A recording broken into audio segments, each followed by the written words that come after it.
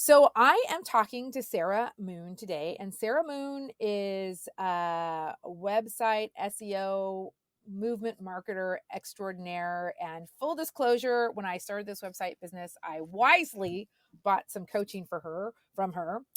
And she's based in Portland, Oregon. So I am not going to ask her how she ended up in Germany because she's not. But what she is somebody who has been able to provide some insight on how to do SEO as an expat. And I have been looking far and wide for this. And she's the first person who had some meaty responses and answers for me. So I thought it would be great to have her on the podcast because I work with a lot of people who are expats, obviously, and do not produce content in the language of the country they are living in. So welcome, Sarah. Thanks for being here.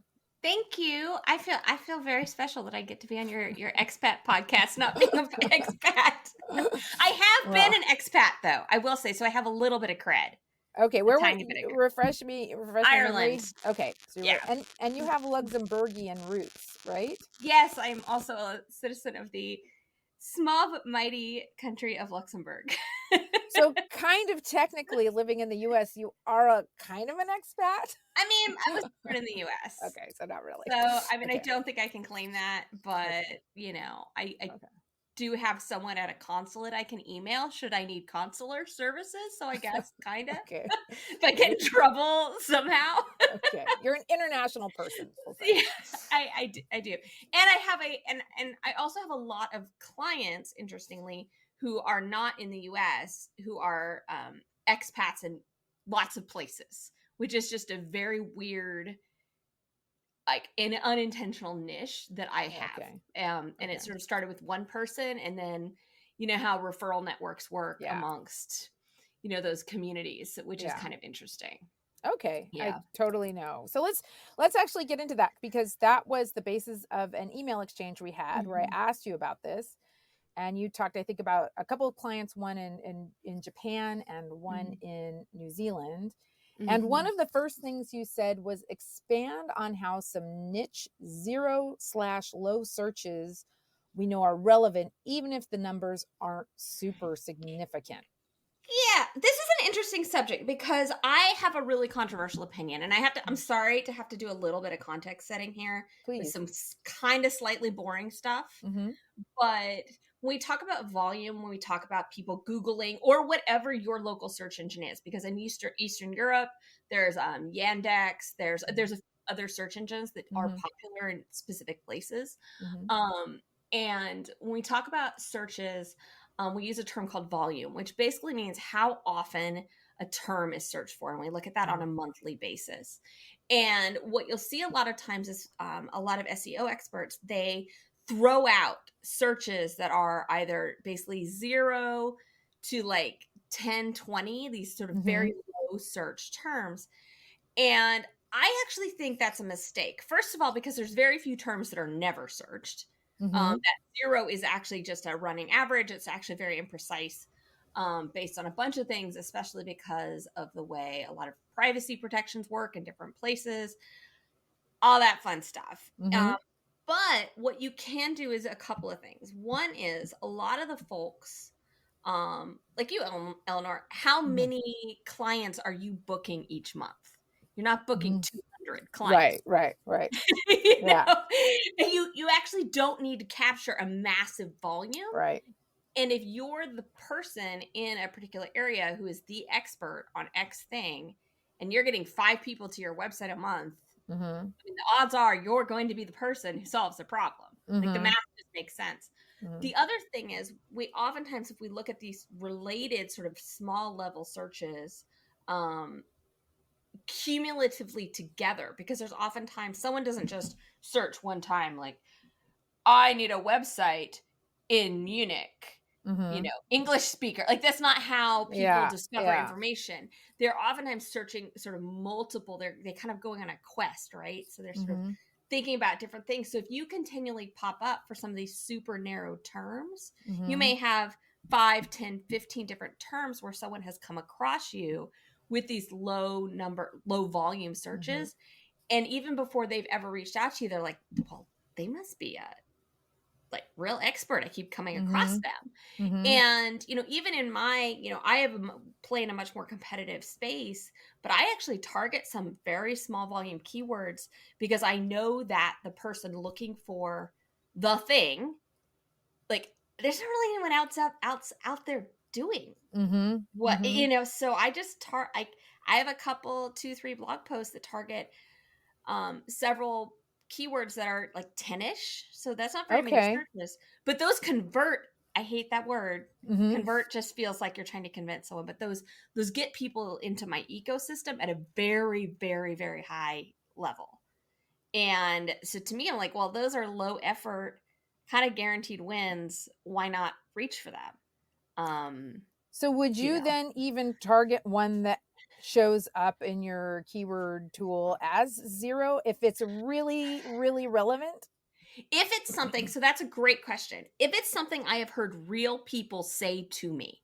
So if it's something that I've just sort of pulled out of my brain but I've not heard anyone use that verbiage, I'm probably going to set that aside. But if I can validate it with a real conversation with a real human, if I can, look at some correspondence I've had with clients or potential client, if I can even snoop on some of the forums where I know my people hang out and see that, like, wow, there's people talking about this. Maybe this will be a trend in the future, or maybe it's just not statistically relevant yet. I might consider it. So that's a real depend. I'm a little risk averse with doing that with clients too much, but for myself, I absolutely will do that kind of thing as an experiment and see what happens. The other thing is, if you're targeting corporate entities, a lot of them have very niche, almost jargony searches that they do. Okay, right. And I've seen that a lot where you're like, someone's searching for that? And then I'll ask a client and they're like, yeah, we use that term in conversation all the time. And I'm just like, okay. So it's really, this is where a lot of people, when you think about SEO, and that means search engine optimization. I'm sorry, I just started using acronyms without even. No, that's fine. I'll do a preamble. All right, cool. But a lot of times people will just be like, okay, what keywords can you rank for? And that's actually starting at the wrong point, because really you need to understand, like, who are you speaking to? How many people do you need to be speaking to? What are the chances of those people becoming potential clients, becoming leads? Like, there's a lot of questions to ask first before you ever say, like, well, let's just put this keyword into the back end of your website and you'll get traffic. Because, like, I get traffic for things that I don't want to get traffic for, and I will actively try to, like, make that traffic go down. And because I don't want that traffic, because it's just, you don't want people coming to your website that you can't do anything for. Yeah. Like, let me stop you right there, because that's my traditional or basic understanding of SEO. And I say multiple times, I am by no means an SEO expert, but when I work with clients, I realize compared to them, I am. Oh, you know a lot. So, yeah, but my approach is, okay, get your keyword phrases, together, produce some content around them, and look for high volume, low competition searches. Yeah, and that's do your link building. Yeah. That's like, I do know it when I have clients that are really location based. I do say, I think you are a good candidate for this, and get your Google profile. Like, I have a midwife in like the Midlands of the UK. I'm like, you need to get a Google profile. And then I really do think those people, I'm like, I think it's great for you. When somebody is like, I'm an executive coach, I'm like, I don't know what to tell you here, because that's really broad and whatever. So take apart that understanding of SEO for me. That's a really good, that's actually those are basically almost two different trajectories. Yeah. So proximity, so I'm going to talk about the first one. Okay. That location based.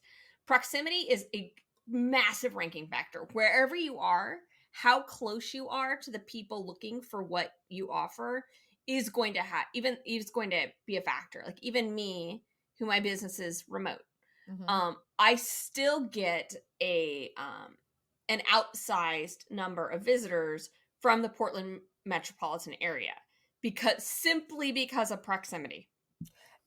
can I just ask you, is that because of your Google business profile or because of where you, like, Google knows where you are in your region settings? Okay. Yeah. Okay. And even so much as sometimes even where your hosting is located, that's less of a factor these days but it still is something that sometimes has an impact. You know, when you go to not if you're using a tool like Squarespace, which I know you specialize in, but you know, if you have other you know, self-hosted solutions like WordPress, you'll often pick which server you're using, and they always recommend you use a server that's closest to where you are. So that's why. So proximity is always going to be a factor, even if you're like, I'm totally remote. Like, why do you care where I am? Even if you don't have a Google business profile.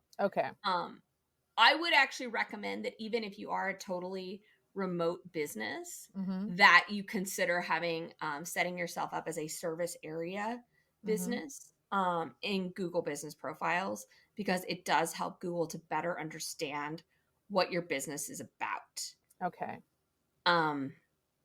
It's trickier, so I will put that warning. Can you expand on that, like a service area, like a geographical area we're talking? Yes. So for example, I have a remote business. My Google profile is set up as I don't people can't come to my fancy garage.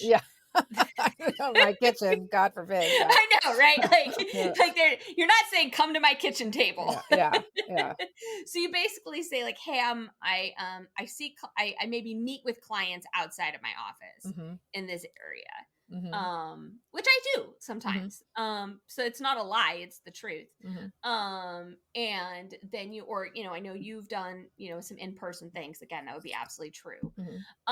And so you can set up, there's an option in Google business profiles where you can say I'm a service area business. And then you fill out, so then your address doesn't get displayed, because we don't want that. Again, I don't want someone creeping over at my garage window like, where's Sarah? I have a client that happened to. And then, so you have a complete profile that you can fill out, but the real magic of the Google business profile is the ability to add updates.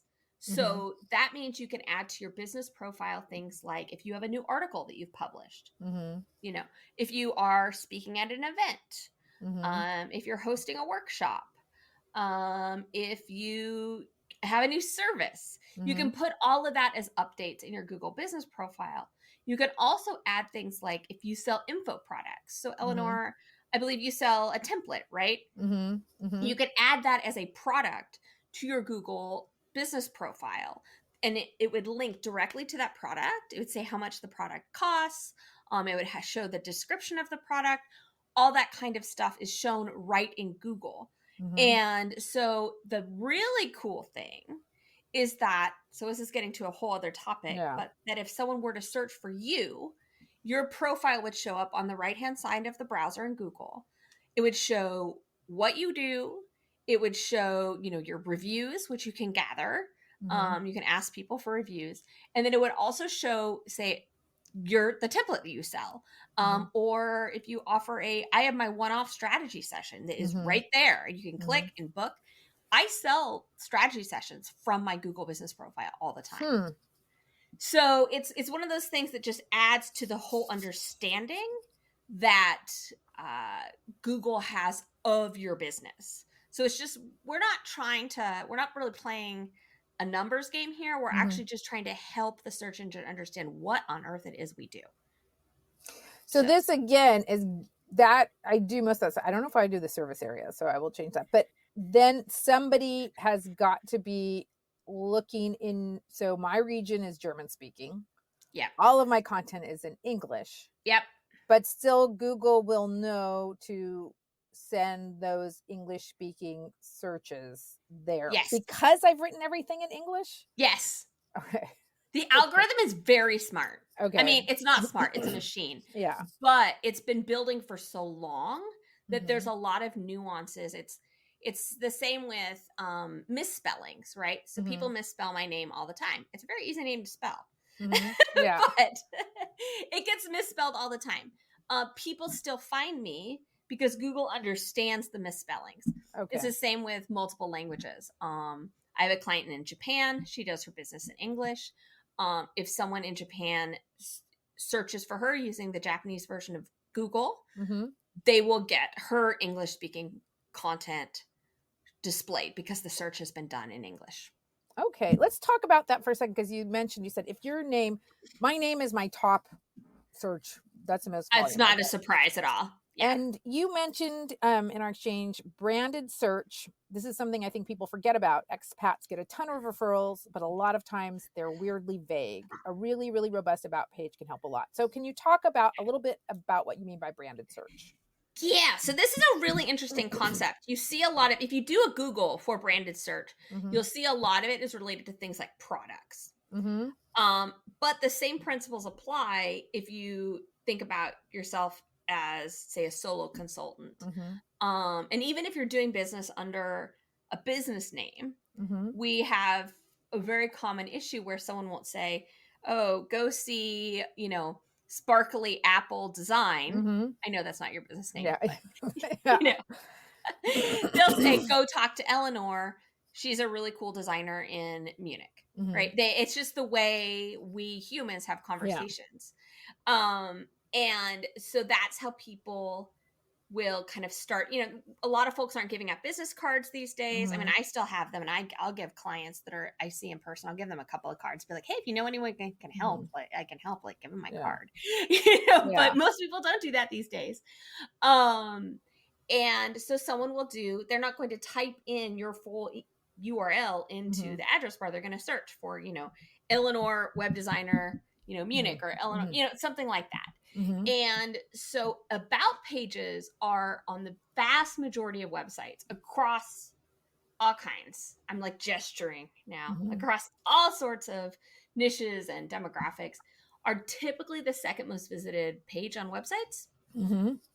And they are also one of those pages that is massively under leveraged to help people give a real snapshot of who you are, where you are, what you do, what your skills are, all of that kind of stuff. They usually have one of two things going on. They're either just kind of like a short bio that kind of makes an assumption that people have seen everything else, or they're effectively a sales page for a service where there's no context about who the person is. So I really encourage, I think even especially in an expat community, having a really just killer about page that gives someone the whole story, where you can make a connection. Because again, if you're speaking to other expats, telling a little bit of your story, you do a great job of that. Talking about, what you do and who you help, kind of making the assumption that someone hasn't seen anything else on your site. And that is really what branded search, all it is, maybe your full name, maybe it's, your first name and what you do, some permutation of that kind of thing can be really, really useful. I mean, even me, because I actually have someone with the exact same name in my same area. Who, right? Super random.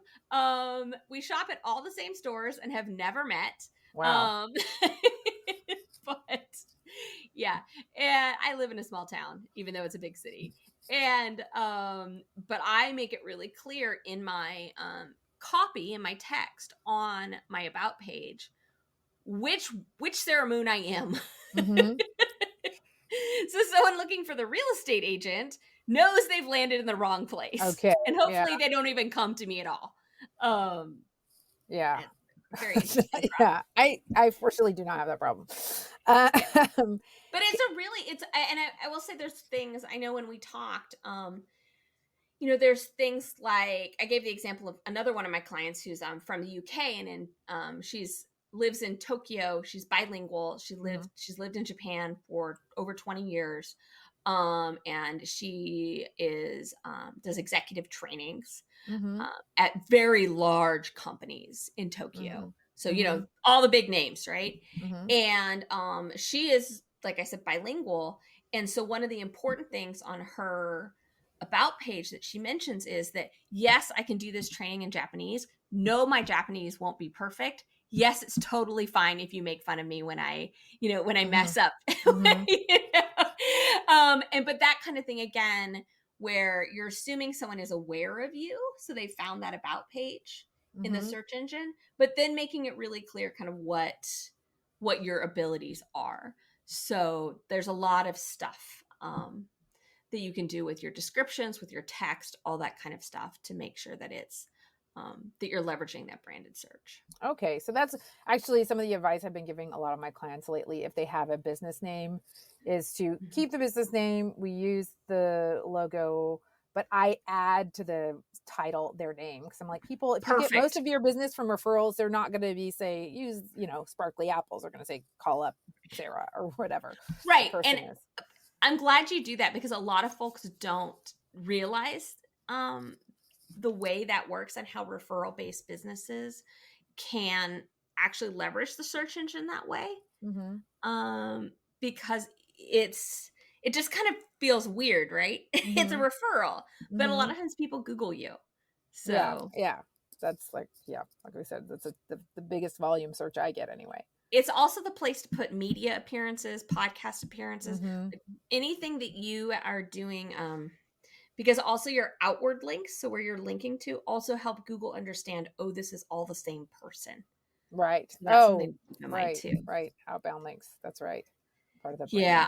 People don't talk about outbound links enough, and they're very powerful. If you have certifications, if you have various qualifications, any of those kinds of things, if you link to whatever the institution or body is that licenses you, certifies you, whatever, that's another way to help the search engine understand, yes, this is that person. And I have a theory that those kinds of links are going to become more important.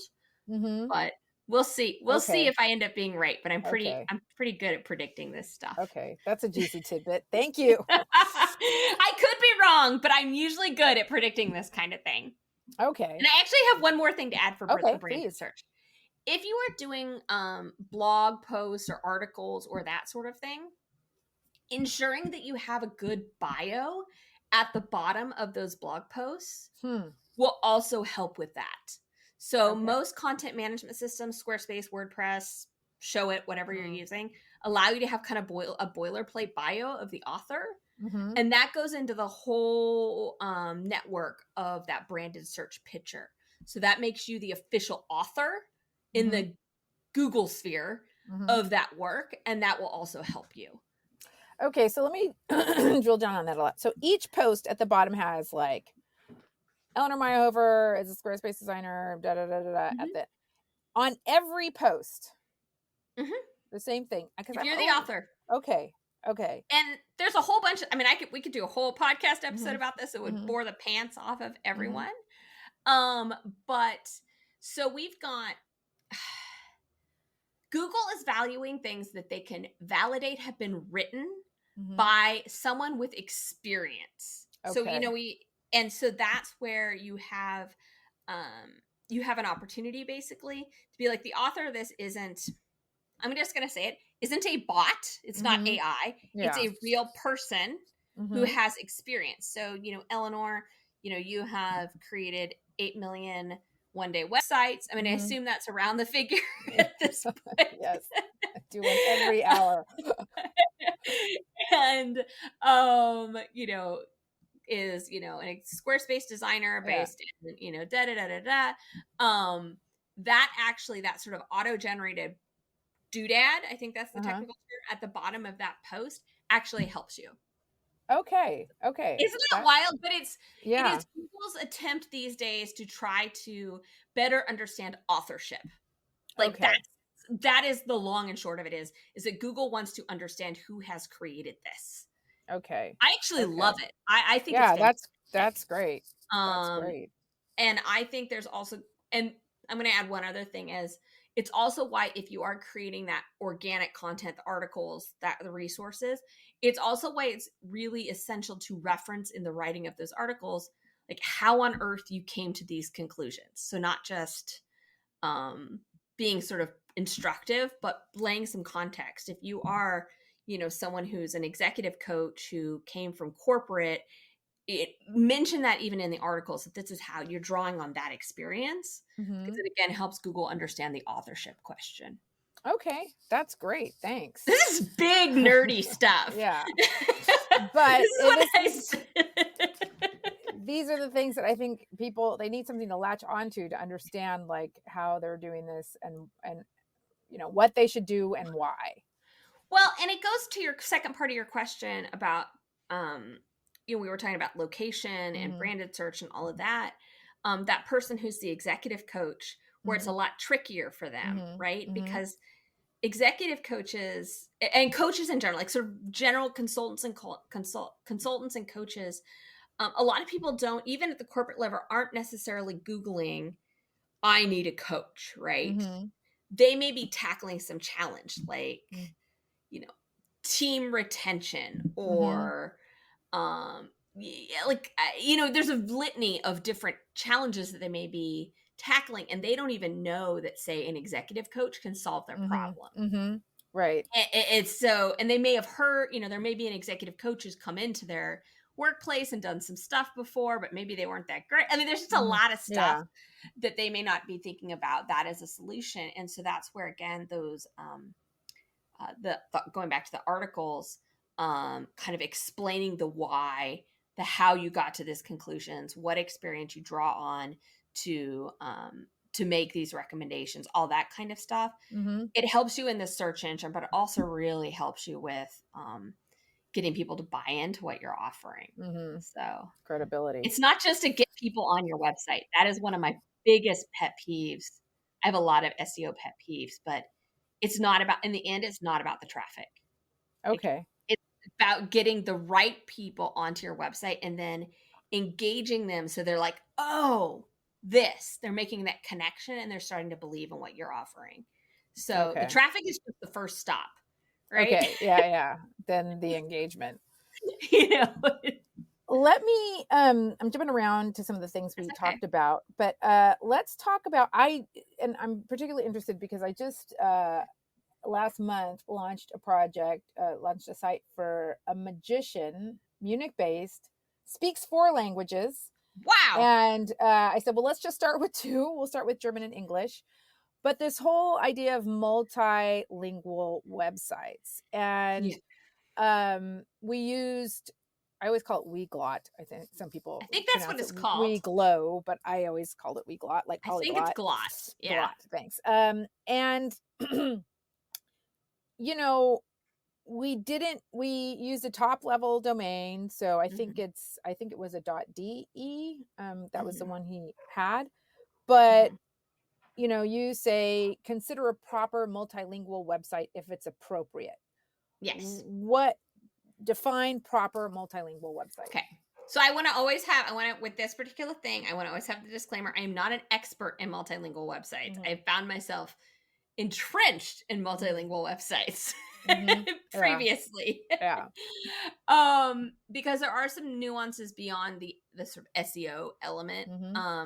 But when I say that, what I mean is something like WeGlot does a lot of that for you. There's one for WordPress as well, which the name has left me. But it's just called WordPress Multilingual Sites. That's why it's a plugin. And they do a really good job of automating what I would consider proper, which is the very specific way the language pages are structured. And we just did a bilingual series of pages for a local client, actually, who has English and Spanish both. And in a correctly executed multilingual site, you will see after the name, you'll have / and then the appropriate language abbreviation. So like German EN is or DE. Yeah. DE. Yeah. Like Spanish is ES. So there's various ones that are universally identified. Then I'll have / and then the URL. There also should be, for those pages, SEO titles and descriptions that are in those distinctive languages. There should be image descriptions. Again, in those distinctive languages. So there's everything should be in the individual languages. And what we see a lot of is kind of sort of hacky approaches. And I don't mean hacky in like a negative. I just mean it in a, that is sort of cobbled together. Sort of, it's like duct tape and shoestring, holding together the multilingual sites.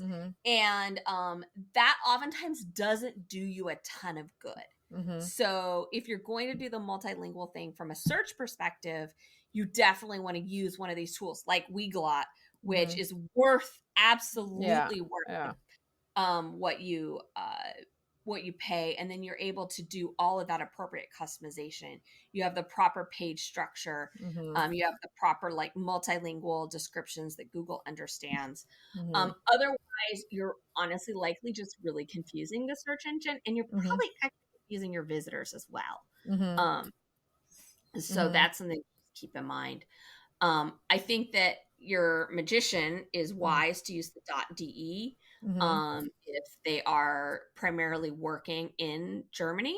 It makes sense because it's, again, Google says it's not a ranking factor, but in my experience, if you are offering something in the language, this is particularly for folks who are you definitely having that country domain attached to your site, whether it's primary or secondary, is pretty smart. I think it's smart even if you're not offering something in the native language, just to have it as a secondary domain. This is totally self-interested. So I do not own my DE. So you're saying I should purchase that domain and have I would recommend it. Yeah. Because you can add it as a secondary, submit that secondary domain to Google. I mean, it's literally just the cost of the domain. And you can submit that sitemap with the .de to Google. So why not? Okay. And then but so that means also if people went to my name or whatever your website is .de, they would be redirected to your .com site. Yeah. So they can, okay. I have a .lu attached to my domain. Okay. Just in case. Okay. All right. I can't afford to live in Luxembourg, but you never know. That is great advice. I do not do that. do that. And again, it's one of those things, like, it's probably not going to make a huge SEO difference, like, on its own, but it's, again, like one of those little things that's probably wise as like an overarching strategy, because none of these one things are going to make the difference. It's just making sure that you captured everything regionally. I mean, there's even things such as, I'm thinking of I have several clients in Japan, and there's a specific way and place that addresses are expected to be displayed on websites. And because of the complexity, because Tokyo in particular is extremely dense. I mean, there's just so many people in such a small space. And so there's a very specific way people have their addresses, but there's a kind of common, like, local way that people will put their neighborhood on their website. Well, that makes sense. Like, obviously you'd have the neighborhood on the website. There's lots of little things that are your local knowledge will help you out. Okay. So. Another thing you shared with me is that, I mean, I touched briefly on backlinks. Yes. But also backlinks from people in your neck of the woods. Yes. Or sites from your neck of the woods. Absolutely. So backlinks are a hot topic. I don't know if you end up having a lot of conversations about these, Eleanor. I don't. Most people we're just like, I'm just getting them up to the keywords part and like just understanding the basics. So backlinks is sort of like the next level, and usually we don't get there. So backlinks, what they are in a nutshell is other websites that have linked to your website. And for a long time, people would talk about backlinks as, the secret weapon, the thing that's going to get you to rank in Google. Unfortunately, that led to people doing a lot of like shady link building, I would say is the best way. So they create fake directories and link to people's websites. And then these sketchy SEO people would charge people to be part of these directories. And then another popular tactic was people would create, say, 6 blogs about dentists. And then each of those dentist blogs would link to the SEO agencies' client dental sites. That was a really common one. Lots of these sketchy things. Fortunately, Google has gotten really wise to this stuff. And so what Google wants to see in terms of backlinks are things that are really topical and relevant. So if you are, for example, I know, oh gosh, like a lot of times there'll be in various countries, there might be a expat chamber of commerce related, for people from a specific country. There may be, social groups or business or like those kinds of things, or even people who you potentially share clients with where, you might be recommending them or they might recommend you. Those kinds of strong, those networks that you'd make in person should be the networks that you focus on in terms of backlink building. Oh, interesting. Okay. So that's where I would put my energy. And again, also things like if you have, licenses and certifications and that kind of thing, a lot of times those entities will link to you as well. And that's another good, like, authority building link. But if I say nothing else, I really want you all to understand that those backlinks that you can buy, unless it's in a real legit professional directory, don't do it. Okay. It'll actually oftentimes it'll hurt you. It will truly hurt you. Because like I have had to, for a client, disavow, which has said like, hey, we want nothing to do with these links. Literally for one of my clients, over 1,000 backlinks that were actually dragging her down in the search engine. Okay. It was horrible. So focus on, if you are pursuing a backlink building strategy, focus on the stuff that's high quality, that's natural, that's part of those business communities. And if your business networks aren't linking to you, it's probably something good to bring up. Yeah. So it's a good thing people can do for their whole community.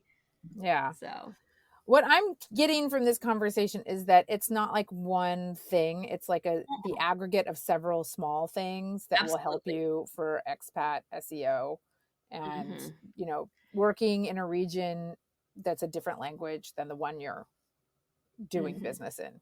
It's going to be all those things together. Eleanor, I really like what you've done with a lot of your content, where you have, like on your blog, for example, you have some great, I don't know how much your blog brings in traffic. Like I will say, I don't have that context, but there's a lot of things that folks can look to in terms of what you've done on your website and be like, oh, that's really smart. When you have talked about like the folks you've interviewed, where you've talked about your personal story, like all those kinds of things, I think are really wise strategies for people who are doing business in a country that is not, their home country, which is, I know, like a front word, but that's folks should look at what you're doing and do more of that. Well, I mean, this is a good segue into kind of what I want to wrap up with, which was this exchange we sort of had on LinkedIn, where I just put it in context. My journey with blogging, and I like blogging, is I realized sometimes there were things I wanted to write about. And then there were like some things where I was like, okay, I want to do a blog post that's going to get me a lot of traffic. And so I do, keyword and this many words and the whole thing. And I started feeling like now with AI generated content and like, the listicle and all of this, like I'm just going to be overrun by robot generated content, and I'm not doing it anymore. And that was a very liberating thing. Like, I'm just going to write about things I want. I'm not going to worry about search volumes, and I'm done with SEO. And that was my feeling. So what say you, Sarah Moon? Well, I think you actually have touched on something that a lot of people are feeling, frankly.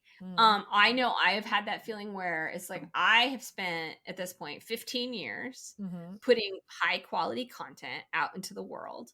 And now there's these bots that I literally found, what I can tell is literally someone put one of my articles into an AI one of the large language models and asked them to rewrite it. And it's like, well, this all kind of sucks, right? Yeah. I wish I had a classier way of saying it other than that this kind of sucks, but it's true. And what I believe, and I could be wrong again, because every once in a while I'm wrong. But I was just reading literally yesterday, and I had this up on my screen, and I closed it, and I should have kept it up. So I'm going to pull it up. But Medium put out a really interesting statement about the kind of content that they're going to value moving forward. And it was basically that they are changing their whole monetization model to focus on high quality human generated content. And here's what they said. I'm getting to a point. So over the last few years, members have told us in no uncertain terms that they are tired of clickbait and content mills. They want quick get rich quick schemes siloed into constrained areas, don't want stories that are generated by AI, and want to hear in particular human stories that deliver actual human wisdom. Which I think is really interesting, because that is something that I've been having a lot of conversations with the clients about over the last, it really started kind of at the end of last year, where we started using that actual phrase, like human wisdom, as something that is almost a tipping point. And I think there's a place where SEO and real human wisdom can live together. And I actually think there's going to be a lot of opportunities for folks like you, Eleanor, who are like, I have something to say. Because if you have something to say about a topic, there are probably other people who are feeling that they have something to say, or they want to hear something. And I think there's a place where those two things meet. And what we're going to see is that there's a very specific sort of that human wisdom content. I call it thought leadership. My working theory is that it's going to become more significant. Like someone might find, say your article about GDPR, right? Because that's a hot topic, always changing, huge to keep on top of. But what will get them to stick around in your universe will be that sort of real human wisdom that you want to write about. And so that's why I'm encouraging folks, if you have some of those really sort of hot topic things that you have built into your content plan, figure out a way to organically link to the thought leadership, so that folks can really, because the thing that's going to make the connection is that thought leadership, not the like prescriptive or instructive stuff. Okay. I know I went on a very long journey there. Yeah. And I apologize for that, but it's something that's in my head a lot, to the point where we create content plans for our clients. So I call them SEO fueled content plans. So we usually have 3 to 5 topics that we want our clients to have authority in the search engine in. We create a whole column. I'm drawing this out with my hands because we use like a Kanban board that is thought leadership. And those can be standalone articles, and or they're little bits of that real human wisdom that we want to ensure is infused in every single one of those search fueled topics. So my point is, Eleanor, I don't think you're alone. I actually think it's going to be that kind of thinking is going to, with the trends that I've observed, is going to actually help with it differentiate in the long run. I think in the short run, it's going to suck. Okay. But let me see if I understand this right. So is that, because my feeling right now is, if you want to rank for something, there's kind of a very rigid way you've got to do it. It's got to be this many words. You got to have these headlines. I got to have keywords in them, blah, blah, blah. Yeah. And if you deviate from that, like nobody's ever going to find your stuff. So are you saying like you have to kind of live by that bit a little bit to get people there, but then draw them in with the stories, the humor, the colorful asides? Play the game to get the eyes, and then like hit them with the good stuff. So that, okay. So you do have to kind of, for now, still follow those rules in Yeah, Squarespace. I mean, I also say, like, I have a lot of tricky things I do even to kind of bend the rules. So for one example that's very common with the search engine loves is how-to content. I actually hate how-to content, but I'm pragmatic and I understand that how-to content performs very well, and it's a way to quickly get visible in the search engine. So what I tell my clients to do is, all right, we're going to play this game. We're going to plan a piece of how-to content, but we're going to flip the script. And we're, instead of making it like, here's step by step. So if I was talking to, I have a lot of clients who are web designers. So if I was talking to a web designer, I would say, like, let's not have you have step by step how to build a website, because first of all, it's not going to help you.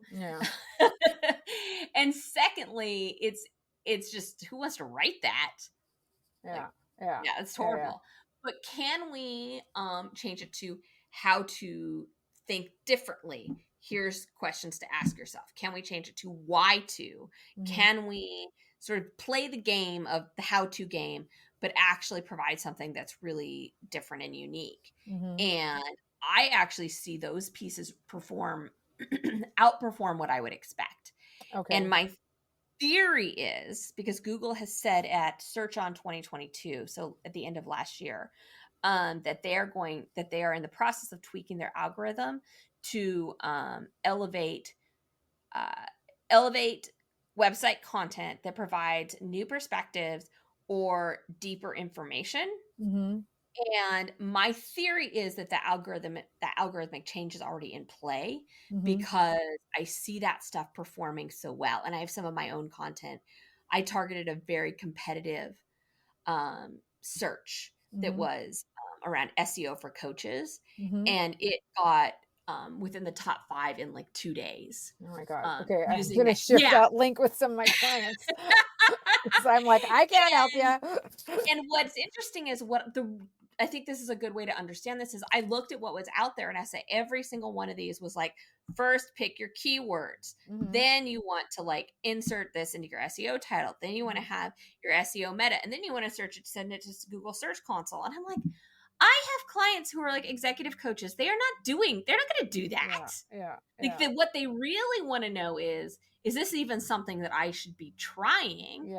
And am I ready to do this? And so what I did is I broke down, like, basically, first you need to make sure you have a framework for your coaching process, because it's going to be really hard to do SEO if you're kind of flying by the seat of your pants. Next, have you clearly identified your audience? Your audience isn't everyone. If you're a life coach, you need to be real clear on what part of life coaching you do. And so it breaks it down. So it is it uses that how-to framework, because there's several steps. It breaks it down really clearly, but it's all about conceptualizing and thinking through if this is the right move for you. And it catapulted up. It actually beat a piece of content I've been going for a long time. Okay. I'm a little competitive sometimes. But it is something that's that you can use those frameworks, but do so in a way that's a little subversive, which is sort of my jam, frankly. Okay, great. Well, thanks. I think that's a good note to wrap it up on. Can you tell people where they can find you and who do you help? And if you have any offers you want to talk about, you can do that. Yeah. You can find me at Sarah with an H, moon like the sky, .net, N-E-T. Some jerk has the .com and has for like 15 years. Really sucks. And you can find me there. And if you go to sarahmoon.net/expat, I have a whole page of all kinds of resources. All of my blog posts about SEO are there for you, including the one that I just talked about. So you can kind of see a model for how that flip the script concept goes. There is a really fun assessment that I've put together where you can kind of do a self-assessment about what the next best step for you is in terms of your marketing journey. So it'll ask you some questions about what you've done, where you're at, and then it will give you what a really good move is. So is SEO the best next move for you? It will tell you. And so that's only one of the possible answers. And there are other answers out there. There's all of my articles. There's several like cool downloads that you can grab for free. There's also a button to get 20% off anything in our shop. And you just use the code Expat if you are interested in any of the goodies we have. We have several workshops about SEO that are really good and actionable as well. So please come enjoy sarahmoon.net/expat and grab all the goodies. That is amazing, Sarah. That is so fantastic that you put that together. Yes, I will definitely be putting that in the show notes. So yeah, all my SEO articles are there. So read away, have fun, steal my frameworks. Okay, and they are good, folks. This is like my OG SEO training. So take advantage. All right. Thanks so much for coming on, Sarah. It was great talking with you. Much appreciated. All righty. Let me hit this.